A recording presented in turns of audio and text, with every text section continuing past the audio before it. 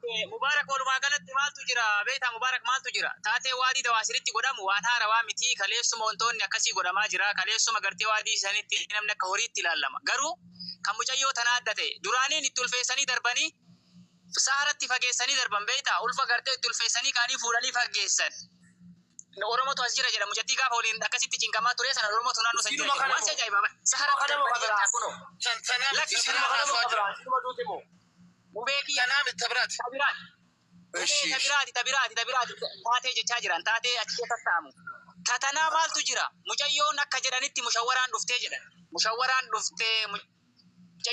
dhuftee makiinaan gartee askariin qabee makiinaan osoo askara jalaa dheessu mucattii rasaasni dhahee jedhan. Hayyee mucattii gaafa rasaasni dhahe. Okay.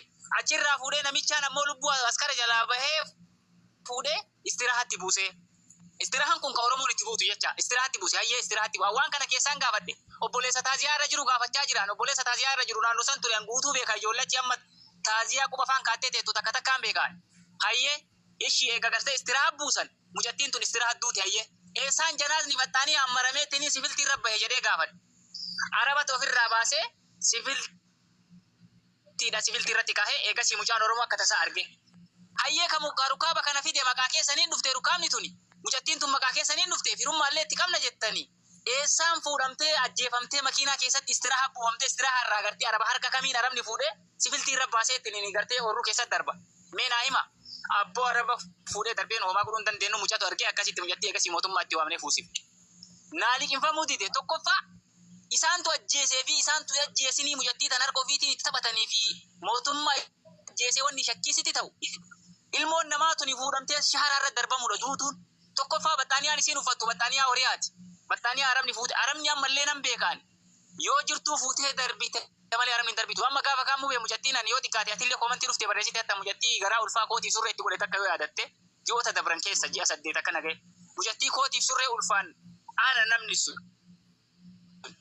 mucattii san guyyaa 28 waliin rakkadhee wasana harargeen tuni gosaa wal fixaa jiranii waa mucattii san waliin ta'e waadii sana nan beeka anaaf rabbitu beeka ilmoon irra dhaltee amma reeffa gartee nama guddaa ka isaan darban arabni na ajjeeftu jedhee ilmoo san harka kiyyaan halkan saa 8tti awwaalee intala san fuudhee akira fayyuu diddee harmi kun dhohee hospitaala galche saantimii takka harargeen si gargaare haa jettu yoo ajala jiraatte muniiraa waan kana kijiba haa jettu eenyu tama goddanyaa muniiraa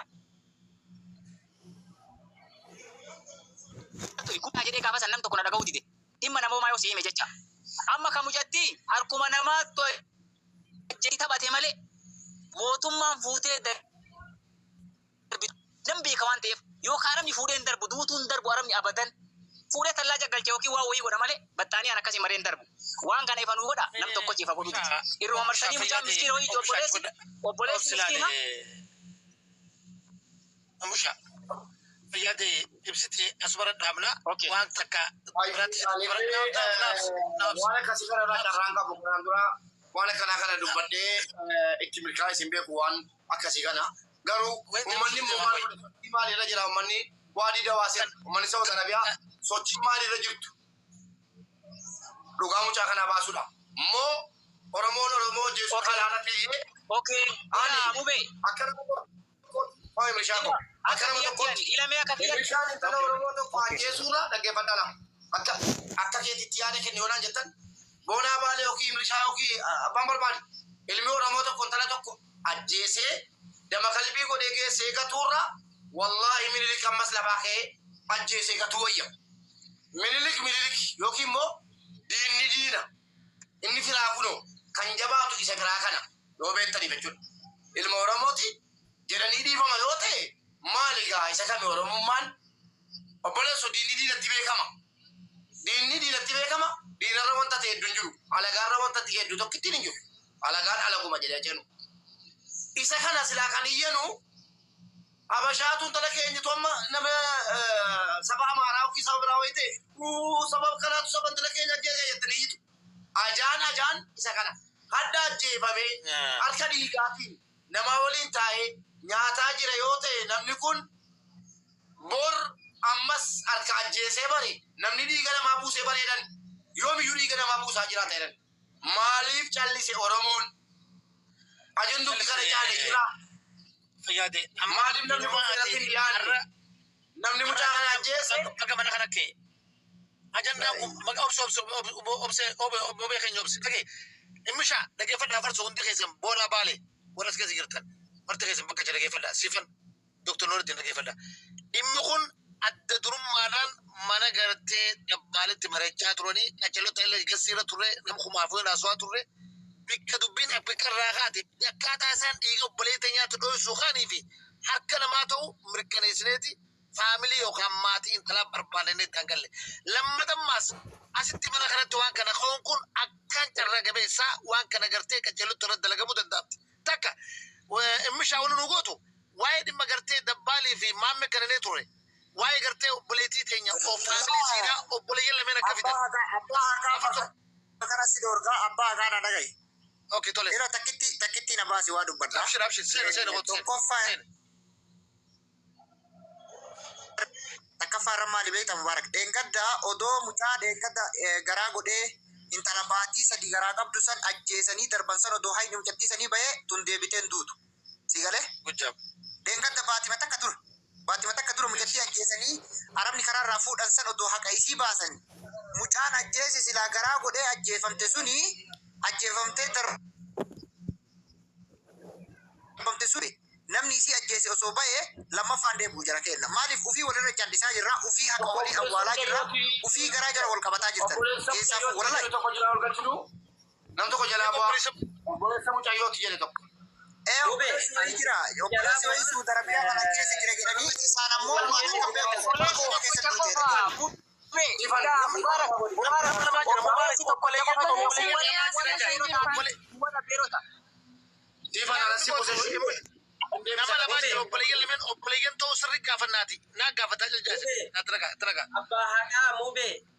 ajanda jammarre kana illee bakka ittiin goone kabarallee jammarre eeshaa ta'u. Ajanda kana bakka ta'e la sabboona hojiirraa wayin waame aboo rabbi jira ajanda kaasee sabboona geggeessinee kaaneeti dhiifama guddaa sabboonaa kun.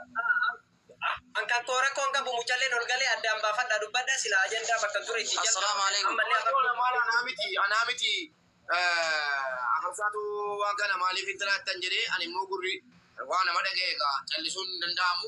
Ijoollee koppiliin godhaati lamman wal keessa finna amma kana obboleettii keenya isii duute kanaaf otoo kaasuufanii warri hiriyoonni firoottan rabbi of kennu Oromoo marti Oromoo hundarraa dhiifama maammee miutii qaban Oromoo hundarraa duute Oromoo hundatu intala kana dhabee duusii mirkaneeffadheera dhibbatti duuteetti kunoo sabboonaanis warra madaamii bilbilee namichatti bilbilee Dubaayin keessatti akkasiin duute dhibbatti mirkaneeffateera. Hiriyoota warri silaa hin amannu leengadda immoo itti haasofne haa turtani amala obboleettiin keessan Oromoo hundarraa duute malee Oromoo hundarraa boqottee malee sin qofarraa miti maatii firoottaniif uummata Oromoo guutuudhaaf jajjabina hawwina akkammoo jedhame hin qalamtee maaloo hin dhahamtee hin jiru makiinaatti ittiin garagale namichi iyyuu gaddarra jira waan kana nama 3-4-5 irraa dhageenye hiriyoottan isiirraa dhageenye namichi gaddarra jira. Sabboonaan bilbilee bisee kee kanaannaan namni ajjeese hin jiru. Dubaayin dhatti dhugaadha. Dubaayii suudii kan geesse ajjeefamtee Dubaayitti suudiitti gatiidhee namni du'ee gatamaa jiru jettanii lakkaan isini. Dubaayitti ajjeesanii suudiitti gatan jiraartanu. Edhaa isa kana dhageessaniittu isaa miti dubbiin. Kun Dubaayin hojjetaa turtus namichi fudhatee deeme. Madaamiin fudhattee deemti nama waraqaa qabu kun beekamaadha. Akka carraa ta'ee fudhattee deemtee achitti madaamiin isin duute intalli isin duute intalli madaamii isin duute. Obboleettii madaamii isin duute nama 4 shufeeriyaan nama 5 bakkatti dhume jechuudha. Quba qabaadha. Akkasitti quba qabaadha. Firoonni maatiitti himameera. Yoo rabbi jedhee amma roobiitti jedhamee sabboona gurratti qabanneeti. Sabboonaan fedhu mana saabanii naawaamu yoon hin jiran. Fedhu haa dhufu akka sabboonaan itti nuun deemutti shufeera goonee Baruma keetitti deebinaa bakkuma jalqabnetti finnaa hawwanni dhamuu barbaadu.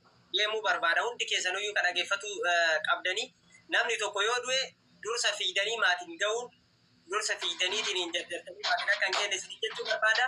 Obboleeyyan teena hunda keessan jajjabin obboleeyyan teena nama hundarraa lubbuun isii darbee fira isii aanaa isii haalii isii rabbi jajjabeessu garuma kanaan immoo amaanan kan kee $400 fi wayii kana maa ergite sun andeebee si dhimne ture na bira gahee jira kan biyya Ameerikaatirraa akkanatti ergamu goote. Ammallee mootiyyuu waan danda'uun maatii isin maa hin gachire mucaan gachire sabboona. haga manatti hin kennine laal mucaa haga manatti hin kennine Oromoon oduu malee waan dandeettu $400 na bira jira. Hanga ammaatti. Kanaaf achumaan quba qabaadhu mallaqa namatti hin ajamu na bira jira. Sitti himuu fi obboleeyyan tiyya warri birallee yoo waan dhageettan walaa gargaarru maatii isaanii bakka ga'u.